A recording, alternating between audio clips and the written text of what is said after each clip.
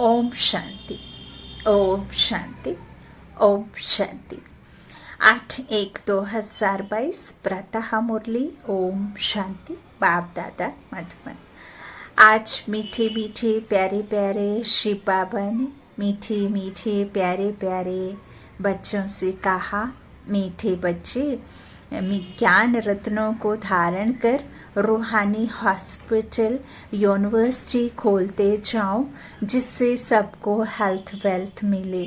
आज की मुरली का प्रश्न है, बाप का कौन सा कर्तव्य कोई भी मनुष्य आत्मा नहीं कर सकती है। उत्तर में बाबा ने कहा, आत्मा को ज्ञान का इंजेक्शन लगाकर उसे सदा के लिए निरोगी बनाना, यह कर्तव्य कोई भी मनुष्य नहीं कर सकते। जो आत्मा को निर्लेप मानते वह ज्ञान का इंजेक्शन कैसे लगाएंगे। यह कर्तव्य एक ही अविनाशी सर्जन का है, जो ऐसी ज्ञान योग की दवाई देते हैं जिससे आधा कल्प के लिए आत्मा और शरीर दोनों ही हेल्दी वेल्दी बन जाते हैं। गीत है, यह वक्त जा रहा है। ओम शांति। यह किसने कहा कि बाकी थोड़ा समय है, बहुत गई अब थोड़ी की भी थोड़ी रही। अब तुम इस पुरानी दुनिया में बैठे हो, यहाँ तो दुख ही दुख है, सुख का नाम निशान नहीं है। सुख है ही सुख धाम में। कलयुग को कहते हैं दुख धाम, अब बाबा कहते हैं, जबकि मैं आया हूँ तुमको सुख धाम ले चलने के लिए, तो फिर क्यों रुके हुए हो। दुख धाम से क्यों दिल लगी हुई है। दुख धाम के भातियों से अथवा इस पुराने शरीर से क्यों दिल लगी है। हम आए हैं तुमको सुख धाम में ले चलने के लिए। सन्यासी कहते हैं इस दुनिया का सुख तो काग विश्रा समान है, इसलिए उनका सन्यास करते हैं। तुम बच्चों को अब सुख धाम का साक्षात्कार हुआ है। यह पढ़ाई है ही सुख धाम के लिए, और इस पढ़ाई में कोई भी तकलीफ नहीं है। बाप को याद करना है, इस याद से भी तुम निरोगी बनेंगे। तुम्हारी कायाकल्प वृक्ष समान बड़ी होगी। यह जो मनुष्य सृष्टि का झाड़ है, उनकी आयु 5000 वर्ष है। उसमें आधा कल्प सुख आधा कल्प दुख है। कृष्ण पक्ष शुक्ल पक्ष। कृष्ण पक्ष माना दुख, शुक्ल पक्ष माना सुख, है ना। आधा आधा होता है ना, तो इस तरह आधा सुख आधा दुख। 2500 वर्ष सुख और 2500 वर्ष दुख। तो दुख तो आधा कल्प तुमने देखा। बाप कहते हैं पवित्र दुनिया में चलना है तो पवित्र बनो। श्रीमत कहती है यह विश्व की लेन देन छोड़ दो, ज्ञान और योग की धारणा करो। जितना ज्ञान रत्न धारण करेंगे उतना निरोगी बनेंगे। बाप ने समझाया है यह रूहानी हॉस्पिटल भी है तो यूनिवर्सिटी भी है।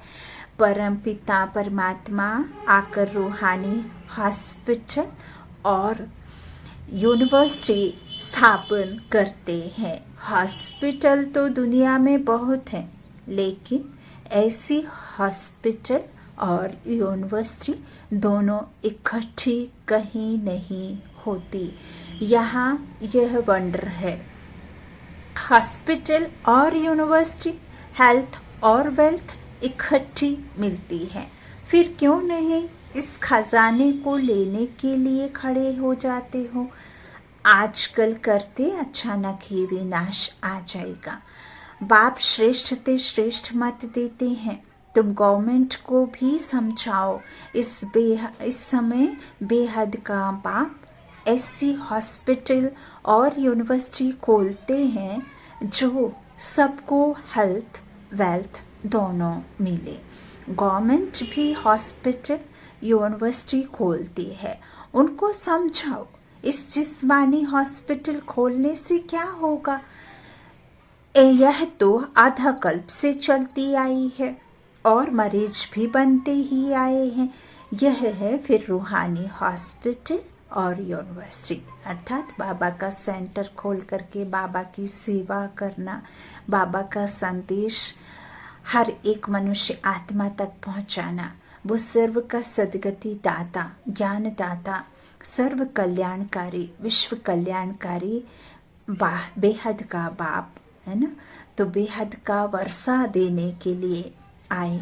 तो बाबा खुद तो आकर यह ज्ञान जन जन हर एक मनुष्य आत्मा तक पहुंचा ना सके, तो हम आपको ही निमित्त बन बाबा का यह ज्ञान देना है।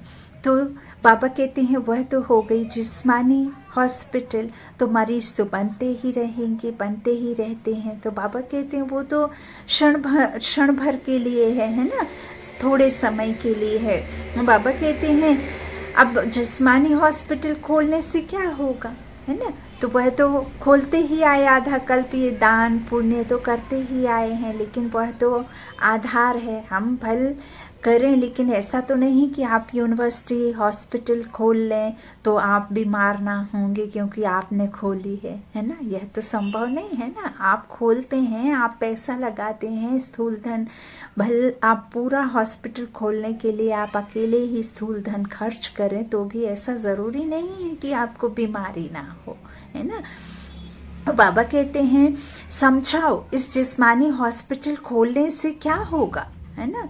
बाबा कहते यह है फिर रूहानी हॉस्पिटल और यूनिवर्सिटी, इससे मनुष्य 21 जन्मों के लिए एवर हेल्दी वेल्दी बन सकते हैं। यह है ऊंची कमाई, है ना।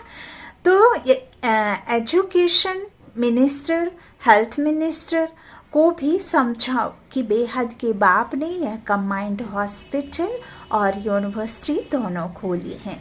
आपको भी राय देते हैं ऐसे खोलो तो मनुष्यों का कल्याण हो जाए, है ना। बाबा कहते हैं, बाबा ने कई बार मुरलियों में कहा भी है कि यदि आप तन मन धन से सेवा करते हैं तो आपके पास यदि तन है तो आप तन से सेवा करें, धन है तो धन से सेवा करें, मन है तो मन से सेवा करें। तो बाबा कहते हैं आपका जो स्थूल धन है, पता चला आपने इकट्ठा किया और वो इकट्ठा धन ऐसे मान लीजिए कि चोरी हो गई या बैंक में पानी भर गया, कोई प्राकृतिक आपदाएं आने से बैंक में पानी भर जाएगा तो आप किसके ऊपर क्लेम करेंगे, है ना। तो वो पैसा आप जो जमा करके रखते हैं उस स्थूल धन को यदि आप परमार्थ कार्यों में लगाएंगे तो आपको वह धन ट्रांसफर हो जाएगा, नहीं तो कोई चोर चोरी करके ले जाएगा या धन मट्टी में दब जाएगा।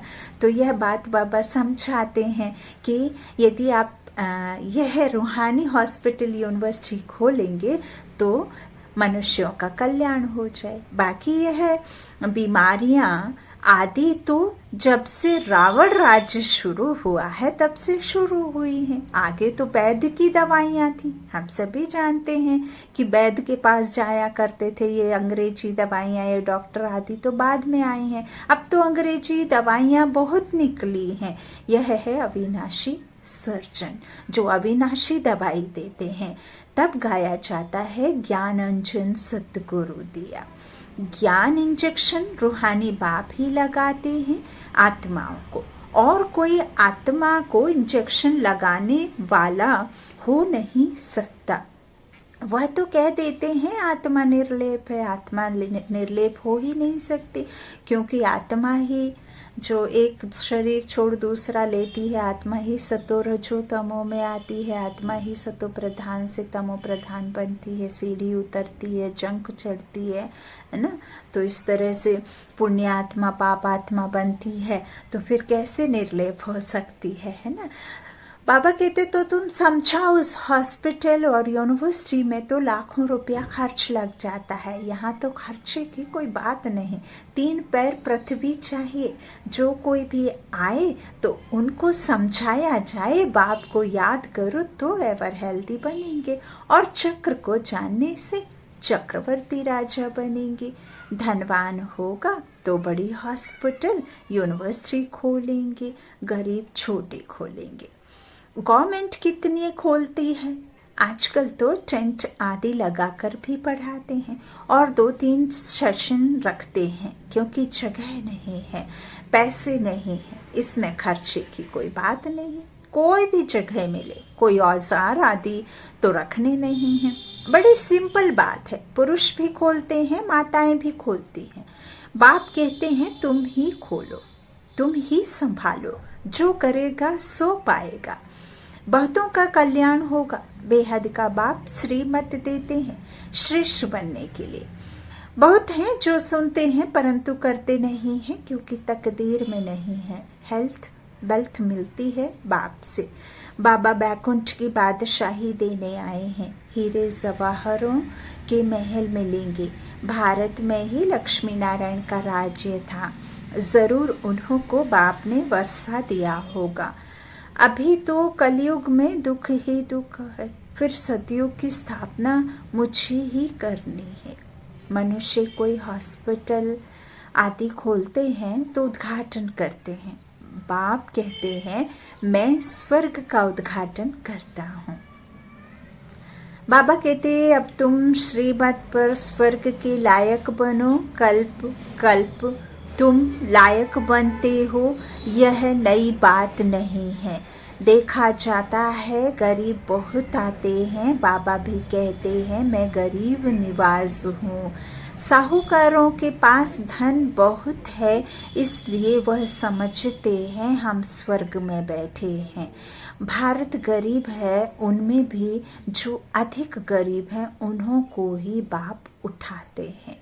साहूकार तो नींद में सोए पड़े हैं। कितना ज्ञान और योग बाबा सिखलाते हैं।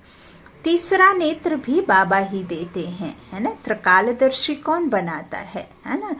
त्रिकालदर्शी वही त्रिलोकीनाथ है, जो जानी जाननहार बाप है, दिव्य दृष्टि दाता है, ज्ञान चक्षु दाता जो परम पिता परमात्मा है, वही यह ज्ञान चक्षु आकर देते ना, तो वही हमें त्रिनेत्र देता। अब तीसरा नेत्र देना अर्थात कोई माथे पे तीसरा नेत्र नहीं उगाता है। त्रिनेत्र अथवा आत्मा है ना, बुद्धि, मन बुद्धि संस्कार। तो बाबा कहते कि अब मन में है ना, बुद्धि में है, लेकिन संस्कार नहीं बना पा रहे हैं। तो इस तरह से बाबा कहते हैं कि मुरली सुनना, समझना, बोलना या किसी को समझाने से ज़्यादा पहले धारणा होनी है। मनन चिंतन करोगे तो धारणा भी होगी, है ना। यूं ही पढ़ करके सिर्फ बाबा ने कहा करके पढ़ लिया तो उससे भी तो फिर कोई फ़ायदा नहीं है।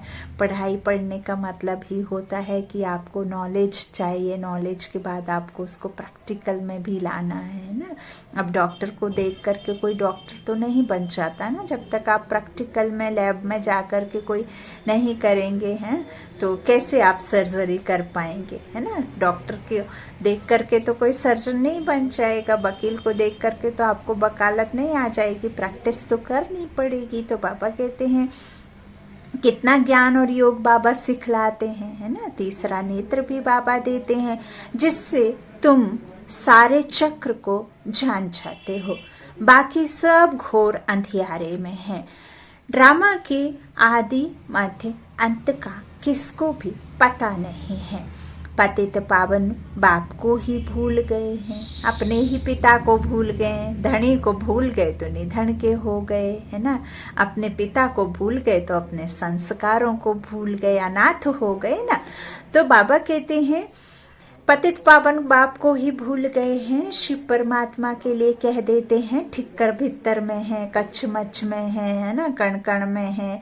तो बाबा कहते हैं अपने पिता को ही इतना कहना चाहिए कि मान सम्मान से नहीं, बल्कि उनका मान एकदम डुबा दिया है ना। तो तुम जानते हो अभी सबकी कयामत का समय है ना। सबको वाणी से परे जाना है ना, अपना कयामत का समय है।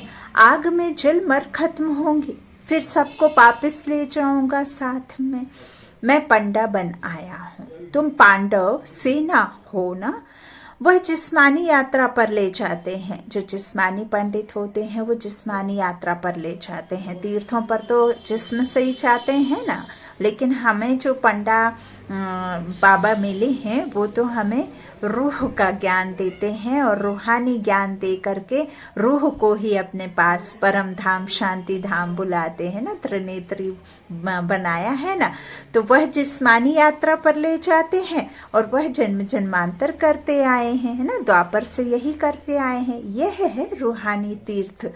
बाबा कहते हैं इसमें चलना फिरना नहीं पड़ता है। बाप कहते हैं सिर्फ मुझे याद करो, है ना। ऐसा ही है, ऐसा भी नहीं है कि बाबा का कोई चित्र है जिसे आप पास में रख करके कोई कहना चाहिए देख करके वो मूर्त को बसा लेना है, मन में छवि बना लेना है। बाबा तो निराकार है, तो निराकार को आप छवि कैसे बना पाएंगे? उसे तो सिर्फ याद करना है। वो तो हम मनुष्य आत्माओं को मतलब बताया गया है कि वो बिंदु स्वरूप ज्योति प्रकाश जो है वो कैसा अंडाकार, जब हम दिए में तेल भरकर दिया जलाते हैं तो उसका शेप ले लेता है अंडाकार का। तो इसीलिए वो समझाने के लिए, अदरवाइज बाबा तो है ही सूक्ष्म ते सूक्ष्म। जिस तरह से आत्मा को सिर्फ हम महसूस कर सकते हैं, उसे जान सकते हैं, लेकिन उसे देख नहीं सकते, छू नहीं सकते, है ना। तो ऐसे ही बाबा को हम देख नहीं सकते हैं, ना ही छू सकते, ना ही उनका कोई चित्र है। वो तो विचित्र है, तो उन्हें सिर्फ और सिर्फ याद करना है, उनको जानना है ना, कि वो कौन, मैं कौन, मेरा कौन, है ना। तो इस तरह बाबा कहते हैं कि सिर्फ मुझे याद करो, रात को भी जाग कर मुझे याद करो, मेरे साथ बुद्धि का योग लगाओ, है। नींद को जीतने वाले बनो तो तुम नजदीक आते जाएंगे। वह है कुखवंशावली ब्राह्मण, है ना, कुख से जन्म लेते। तुम हो ब्रह्मा मुख वंशावली ब्राह्मण। अभी तुम रूहानी यात्रा में तत्पर हो, तुम्हें पवित्र रहना है। वह ब्राह्मण लोग खुद ही अपवित्र हैं तो औरों को पवित्र बना ना सके, है ना। वो ब्राह्मण भल पूजा पाठ घर घर करते हैं, लेकिन खुद भी अपवित्र फैमिली वाले होते हैं, तो विकारों में तो जाते होंगे, और विकारों से ही जन्म होता, तो उन्हें कैसे पवित्र कह सकते हैं ना। तो बाबा कहते हैं यहाँ तो यूँ तो कोई भी इस संसार में पावन नहीं है। पावन तो आएंगे पावन दुनिया में, है ना। यहाँ तो भले संत महात्मा है, भले ही वो जो घर से संन्यास लेकर के पवित्र रहते हैं, लेकिन फिर भी बाबा कहते हैं उनका जन्म थोड़े ना योग बल से हुआ, है ना। तो इसीलिए उन्हें पुण्य आत्मा नहीं कह सकते हैं, देवात्मा नहीं कह सकते हैं। तो बाबा कहते वह कुख वंशावली और तुम हो मुख वंशावली। तो अभी तुम रूहानी यात्रा में तत्पर हो और तुम्हें पवित्र रहना है। हाँ, बाबा कहते हैं तो जो ब्राह्मण हैं वो लोग खुद अपवित्र हैं तो औरों को पवित्र बना ना सके, तुमको तो पवित्र रहना है। रुद्र ज्ञान यज्ञ में पवित्र ब्राह्मण ही रहते हैं। वह ब्राह्मण लोग भल मंदिरों में रहते हैं, नाम ब्राह्मण है तो देवताओं की मूर्ति को हाथ लगा सकते हैं और उनको स्नान आदि भी कराते हैं ना। बड़े बड़े टेम्पल में आपने देखा होगा, जो ब्राह्मण मंदिर में रहते हैं वही मूर्ति को हाथ लगा सकते हैं, कोई भी दर्शनार्थी हाथ नहीं लगा सकते ना। तो बाबा कहते वही उनको स्नान आदि भी कराते हैं, परंतु हैं वह पतित, है ना। बाकी और जो मनुष्य मंदिर में जाते हैं वह अगर नाम के ब्राह्मण नहीं है तो उनको हाथ लगाने नहीं देते हैं। कहते हैं ना ये वैश्य शूद्र हैं, इनको हाथ नहीं लगाने देते हैं। तो बाबा कहते ब्राह्मणों का मान बहुत है, परंतु है पतित भिखारी। कोई कोई ब्रह्मचारी होंगे। बाप आकर समझाते हैं सच्चे सच्चे ब्राह्मण ब्राह्मणियां वह हैं जो 21 कुल का उद्धार करें, जो आत्माएं इन 5 विकारों को अपनी आत्मा पर हावी ना होने दें, टच भी ना हो, है ना, काम क्रोध मोह लोभ अहंकार। तब फिर वही ब्राह्मण 21 कुल का उद्धार करेंगे। 21 पीढ़ी के लिए बाबा का ज्ञान जो दे रहे हैं निमित्त बन ब्राह्मण आत्माएं, तो वो उद्धार मूर्त है ना। बाबा कहते कन्या अगर उद्धार करती होगी तो उनके माँ बाप भी होंगे। यह माँ बाप सिखलाते हैं तुम 21 पीढ़ी स्वर्ग का मालिक बन सकती हो। बच्चे जानते हैं बाप है गुप्त, शिव बाबा ब्रह्मा द्वारा तुम हमको सब राज्य समझाते हैं। यह दादा तो धंधा आदि करता था, है ना, हीरे के व्यापारी थे ब्रह्मा बाबा। अब बहुत जन्मों के अंत के जन्म के भी अंत में आकर शिव बाबा ने प्रवेश किया है। इनका तो नाम लखराज लेखराज था, लेकिन जब पार ब्रह्म परे ते परे रहने वाले उस परम पिता परमात्मा ने जब इनका तन का आधार लिया तो इनका नाम ब्रह्मा पड़ा, है ना। नहीं तो इनका नाम ब्रह्मा नहीं था। स्वयं परम पिता परमात्मा ने जब रथ धारण किया तब उनका नाम ब्रह्मा रखा। बाबा कहते जब प्रवेश किया है और इन द्वारा ही ज्ञान सुनाते हैं। यह है रथ, शिव बाबा है रथी, इनके रथ पर वह बैठे। तो अब निराकार परमात्मा समझाते हैं यह रथ बहुत जन्मों का पतित है, पहले पहले यही पावन बन जाते हैं। जो लास्ट नंबर वही फर्स्ट नंबर नजदीक में है। यह ऐसे नहीं कहते कि मैं भगवान हूँ, है ना। तो यह कहते मेरा यह बहुत जन्मों के अंत के जन्म का अंत का जन्म है। वानप्रस्थ अवस्था है, पतित है। बाबा ने इसमें प्रवेश किया है। अब बाप कहते हैं तुम अपने जन्मों को नहीं जानते हो, मैं तुमको बताता हूँ। यह भी बुद्धि में आता है। पतित पावन परम पिता परमात्मा ही है। वह बाप भी है, टीचर भी है, गुरु भी है। सारे ड्रामा के आदि मध्य अंत का राज समझाते हैं। तुम जानते हो बाबा हमको साथ ले जाएंगे। इस बाप टीचर गुरु की राय लेने से तुम ऊंच पद पाएंगे, सदगति को पाएंगे। कितना अच्छी रीति समझाते हैं।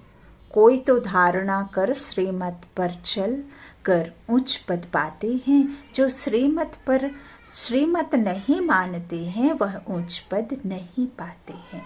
बाबा कहते हैं सुख धाम और शांति धाम को याद कर इस दुख धाम को भूलते जाओ। अपने को अशरीरी समझो। अब हम वापस जा रहे हैं, बाबा लेने आए हैं। हर एक को अपना अपना पाठ रिपीट करना है। हर एक की आत्मा अविनाशी पाठधारी है। दुनिया में कब प्रलय होती ही नहीं। यह दुख धाम है, फिर जाएंगे शांति धाम और सुख धाम। यह बुद्धि में स्वदर्शन चक्र चलाते रहो और पवित्र रहो तो बेड़ा पार हो जाएगा। तुम काल पर विजय पा रहे हो, वहां तुम्हारी अकाले मृत्यु नहीं होती है। जैसे सर्प पुरानी खाल छोड़ नई लेते हैं ना, वैसे तुम भी खाल बदल नई ले लेंगे। ऐसी अवस्था यहाँ बनानी है। बस हम यह शरीर छोड़ स्वीट होम में जाएंगे। हमको काल का जो डर नहीं, काल खा नहीं सकता। सर्प का मिसाल वास्तव में सन्यासी दे नहीं सकते। भ्रमरी का मिसाल भी प्रवृत्ति मार्ग वालों का है। कहते हैं सेकंड में जीवन मुक्ति दे सकते हैं जनक मिसल। यह भी कॉपी करते हैं। जीवन मुक्ति में दोनों ही चाहिए। वह सन्यासी जीवन मुक्ति कैसे दे सकते हैं। अब बाप कहते हैं चलो वापस मुझे याद करो तो विकर्म विनाश होंगे, नहीं तो बहुत सजा खाएंगे और पद भी भ्रष्ट होगा। अंत में कोई की याद आई तो फिर पुनर्जन्म तो लेना ही है। यह है योग से हेल्थ और ज्ञान से वेल्थ। बाबा कहते हैं सेकंड में जीवन मुक्ति इसको कहा जाता है। फिर इतने पैसे बर्बाद करने, भटकने आदि की क्या दरकार है। इसलिए हेल्थ मिनिस्टर, एजुकेशन मिनिस्टर को समझाओ तुम यह हॉस्पिटल, यूनिवर्सिटी खोलो तो तुमको बहुत फायदा होगा। जो करेगा सो पाएगा। साहूकारों का काम है साहूकारों का उद्धार करना। गरीब ही वर्षा लेते हैं, बाकी जो करोड़पति हैं उनके लिए कहा हुआ है किसकी दबी रहेगी धूल में। पिछाड़ी में आग लगेगी, सब खत्म हो जाएगा। तो क्यों ना विनाश के पहले कुछ कर लो तो कुछ पद भी मिलेगा। मरना तो है ही। बाबा कहते ड्रामा का अंत भी होना है। बाबा कितनी अच्छी रीति समझाते हैं। नदियाँ तो चक्र लगाती रहती हैं, बाकी ब्रह्मपुत्र तो यह ब्रह्मा ही ठहरा। मामा है सरस्वती, बाकी हैं ज्ञान गंगाएं। पानी की गंगाएं पावन कैसे बनाएंगी? वह कोई मेला नहीं, यह है सच्चा मेला, परमात्मा और आत्मा का मिलन। परमात्मा से आत्मा बहुत बहुकाल दूर रहते हैं ना, कल्प बाद मिलते हैं, तो यही संगम तट पर परमात्मा और आत्मा का मेला लगता है, इसे कहते हैं संगम। तो सच्चा मेला, जबकि जीव आत्माएं परमात्मा से मिलती हैं, तब कहते हैं पर आत्मा परमात्मा अलग रहे बहुकाल। अब जीव आत्मा का मेला परमात्मा से है। परमात्मा ने भी जीव का लोन लिया है, लीज पर कहो, धार कहो, हैं थोड़े समय के लिए कहो, तो परमात्मा ने क्या किया है? शरीर का आधार लिया है, लोन लिया है थोड़े समय के लिए ब्रह्मातन का। नहीं तो पढ़ाएंगे इसे, मच्छी थोड़ी पढ़ा सकती है, ठिक्कर बित्तर में थोड़ी ना चैतन्य शक्ति आत्मा है जो वो पढ़ा सकेगी, ज्ञान दे सकेगी। प्रेरणा से तो कोई बात बने ना, बिजली चमकने से तो हम समझेंगे नहीं कि ये सृष्टि रूपी झाड़ का क्या है, ड्रामा का सीन, कैसे आदि मध्य अंत चलता है, कैसे हम सतो रजोतमो में आते हैं, कैसे हमारी दुर्गति होती, कैसे सदगति होती। तो यह तो कोई जीवात्मा जब जीव का तन ले तभी परमात्मा समझा सकते हैं, है ना। तो यह बातें बुद्धि से समझने की हैं। बाबा कहते हैं परमात्मा ने जीव का लोन लिया है, नहीं तो पढ़ाएं कैसे, इसलिए उनको शिव भगवान कहा जाता है, जो इसमें प्रवेश कर ज्ञान देते हैं। सरस्वती को कहा जाता है गॉडेस ऑफ नॉलेज। ब्रह्मा को भी नॉलेज होगी, उनको नॉलेज देने वाला कौन? ज्ञान का सागर। तुम्हारे पास यह नॉलेज नंबरवार पुरुषार्थ अनुसार है, तो यह नॉलेज धारण कर पुरुषार्थ करना है ना। तो यह जो नॉलेज धारण कर, बाबा कहते हैं फिर श्रीमत पर चलना है। सारा मदार पवित्रता पर है, इस पर ही अबलाओं पर अत्याचार होते हैं। द्रौपदी ने पुकारा है, सहन करते करते किस जन्मों के लिए नग्न होने से बच जाती है। और कोई एक द्रौपदी, कोई एक सीता की बात नहीं है, कोई एक दुशासन की बात नहीं है। इस कलिकाल में, इस कलयुग में हर एक आत्मा सीता और हर एक आत्मा द्रौपदी है ना, क्योंकि बिकारी दुनिया है ना। तो बाबा कहते हैं फिर ऐसे सहन करते करते किस जन्मों के लिए नग्न होने से बच जाती हैं, क्योंकि वहां तो विकारों की बात नहीं, निर्विकारी दुनिया है। तो फिर योग बल से बच्चे होते तो वहां कोई विकारों में गिरने की बात नहीं है। तो ऐसे बाबा बैठ बच्चों को सम्मुख समझाते हैं। बाबा कहते हैं गीता में भी है, मैं साधुओं का भी उद्धार करता हूँ, परंतु साधु लोग यह अक्षर सुनाते नहीं हैं। तुम जानते हो इस समय सारी दुनिया रिश्वतखोर बन गई है, इसलिए इन सब का विनाश होना ही है। जिनको वर्षा लेना होगा वही लेंगे। बाबा को कई बच्चियां कहती हैं हम गरीब घर में होती तो कितना अच्छा होता, साहूकार लोग तो बाहर निकलने नहीं देते हैं।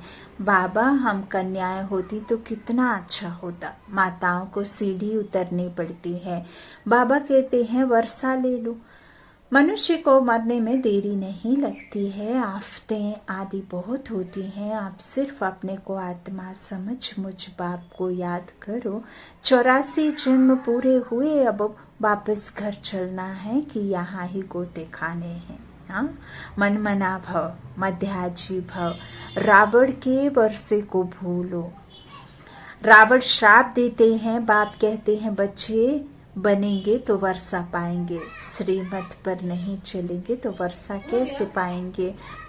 तो यह रूहानी हॉस्पिटल खोलते जाओ। जमीन पड़ी रहती है, किराए पर दें तो भी अच्छा है, बहुत फायदा है ना। किसी भी के भाई बहन को, टीचर बहन को किराए पे दे दें, वो आकर के अपना 2 घंटे 3 घंटे की क्लास लगाएं, बाबा का जो है ज्ञान दें और फिर बंद करके चले जाएं, तो भी फायदा है। बाबा कहते हैं अच्छा मीठे मीठे सिकिलाधे बच्चों प्रति माता पिता बाप दादा का याद प्यार और गुड मॉर्निंग। रूहानी बाप की रूहानी बच्चों को नमस्ते।